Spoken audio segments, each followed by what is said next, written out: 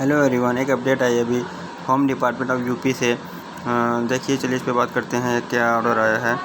उत्तर प्रदेश शासन स्तर पर यह निर्णय लिया गया है कि वर्तमान में कुल सक्रिय कोरोना केस 600 की संख्या से कम होने के कारण 6 और जनपद देवरिया, बिजनौर, मुरादाबाद, बागपत, सोनभद्र, प्रयागराज यानी ये जो ज़िले हैं इनमें आपको छूट दी जाएगी। ये 6 जनपदों को दी जाएगी। जैसे देवरिया हो गया, बिजनौर हो गया, मुरादाबाद हो गया, बागपत हो गया, सोनभद्र हो गया, प्रयागराज हो गया।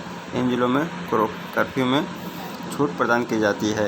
ये अपडेटेड न्यूज़ है। चलिए हम इसकी आपको PDF दिखा देते हैं। देखिए, ये आज की डेट है, आप देख सकते हैं। और किस जिलों में 1 जून से छूट प्रदान की जाएगी, उनका नाम हम बता देते हैं आपको। देखिए, देवरिया है, बिजनौर, मुरादाबाद, बागपत, सोनभद्र, प्रयागराज को छूट दी जाएगी। इन जिलों में कोरोना छूट दी जाएगी।